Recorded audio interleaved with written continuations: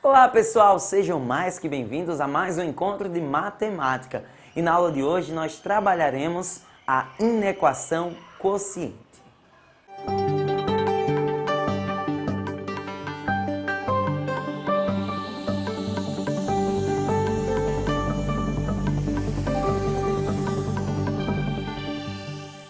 Eu já vou começar o nosso encontro te dizendo que se por acaso você ainda não assistiu a nossa aula sobre inequações produto, isso seria um requisito para começar a entender inequação quociente, tá bom? Então, repetindo, assiste primeiro inequação produto para se localizar, para entender o que é que eu vou estar trabalhando aqui na nossa sala de aula, e aí depois volta a assistir a aula de inequação quociente.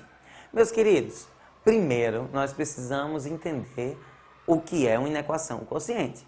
Inequação nós já vimos que está relacionado com os símbolos de maior, menor, maior igual e não igual como é no caso das equações, tudo bem? Aí o que acontece? Quociente tem a ver com divisão. Então se você encontra uma inequação onde há uma divisão de termos, claro, com variáveis, é uma inequação quociente. Professor, assim eu consigo meio que imaginar, mas seria melhor uma visão prática para entender bem direitinho. Vem comigo, olha só. Imagina que eu tenho essa inequação aqui, ó, x menos 7, 4 menos x, e aqui embaixo eu vou pôr 2x mais 8. Isso daqui é uma inequação quociente se eu encaixar, por exemplo, maior ou igual a zero. Qual a característica que determina que essa expressão é uma inequação? Esse maior ou igual. Qual a característica que determina que ela é quociente? Porque há uma divisão. Simples, tranquilo, favorável. Então vamos entender aqui essa nossa situação, principalmente a resolução. Nós começaremos da mesma maneira que foi feita lá na inequação produto. Por isso que eu te disse que é um pré-requisito para pensar nessa aula.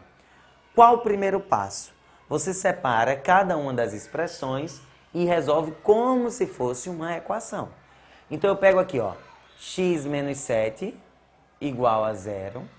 Vou pegar também 4 menos x igual a zero. E vou pegar também 2x mais 8 igual a zero. Cada uma de maneira individual, para depois a gente dar um jeito de fazer o coletivo entre elas. Dá uma olhada. Nessa menos 7, se eu passo para cá, fica, ó, 7. Tudo bem?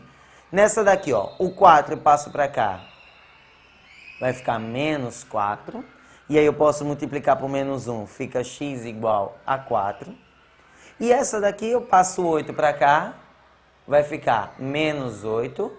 Passo dividindo, vai dar menos 4. Tudo bem? Então a resposta da primeira parte foi 7. A resposta da segunda foi 4. E da terceira foi menos 4.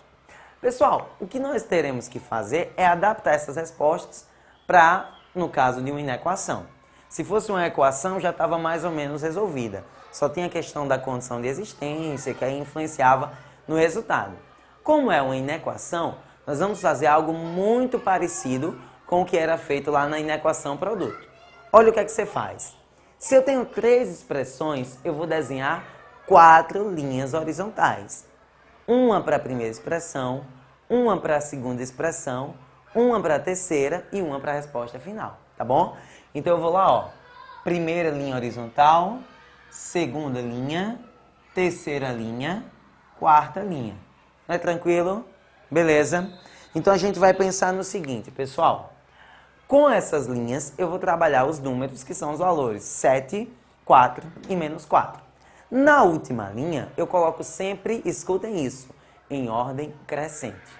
Quem seria o menor número no caso? Menos 4. Então ele vem primeiro. Depois, ó, 4 é o próximo. E por último, 7. Tá? Nas outras linhas eu vou botando na ordem que apareceram, respeitando o posicionamento dessa última linha. Então, no caso, o primeiro número que apareceu foi o 7.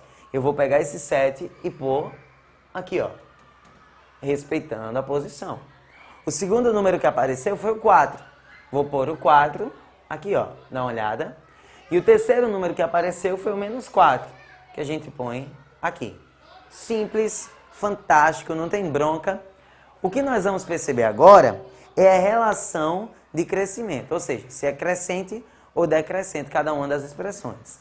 Na primeira, observa que o x tem sinal positivo, portanto, ela é, crescente. Na segunda, o x tem sinal negativo, portanto, ela é, decrescente. Na terceira, o x tem sinal positivo, portanto, ela continua sendo crescente. Então, crescente, decrescente e crescente novamente. E aí o processo que vai acontecer é o seguinte, pessoal. Nessa daqui, observa que aqui na direita, positivo. Aqui na esquerda, negativo. Se eu olho para a próxima, observa que aqui na esquerda, positivo. Aqui na direita, negativo. E se eu olho para a próxima, aqui na esquerda, negativo. Aqui na direita, positivo. Professor, não saquei ainda essa ideia de positivo e negativa. Você olha pela posição da linha, pessoal. Se a linha está em cima, positivo. Se a linha está embaixo, negativo. Mas aí você repite uma informação que eu dei na última aula. Isso não quer dizer que o professor está falando que os números antes do 4 são positivos e que os números depois do 4 são negativos. Não é isso. Significa que se eu escolho números antes do 4 e ponho na fórmula, no lugar do x, o resultado vai dar positivo. Se eu escolho números depois do 4 e ponho na fórmula no lugar do x, o resultado vai dar negativo. E aí o processo que nós iremos trabalhar é o seguinte, pessoal. Aquela relação do joguinho de sinais. Dá uma olhada. Menos com mais, menos. Menos com menos, mais. Menos com menos, não, nesse caso aqui, menos com mais, menos com mais, menos. Menos com menos, mais com mais, mais. E mais com menos, menos com mais, menos. Nesse caso, na nossa inequação quociente, observa, eu quero valores positivos. Se eu quero valores positivos, eu vou procurar onde a minha fórmula, meu resultado, gerou números maiores ou iguais a zero. Maiores que zero, positivo, positivo. Nesse caso, como tem um maior igual, eu vou pintar as minhas bolinhas com o seguinte cuidado: não pode, na inequação quociente, pintar o resultado que estiver embaixo. Não pode. O resultado dessa expressão de baixo foi quanto? Menos 4. Esse maior ou igual determina que você pinte, que esses números façam parte do intervalo de solução. Mas você não vai pintar do número que deu o resultado de baixo. Portanto, eu posso pintar o número 4, o 7, porque eles fazem parte da solução, mas o menos 4 não. Por quê? Por causa da nossa condição de existência.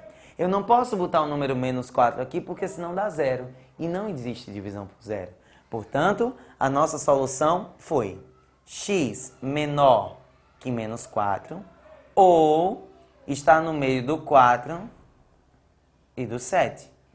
Uma outra maneira de escrever essa solução é do infinito ao menos 4, unido do 4 ao 7. É isso que acontece nessa solução de um problema de inequação quociente.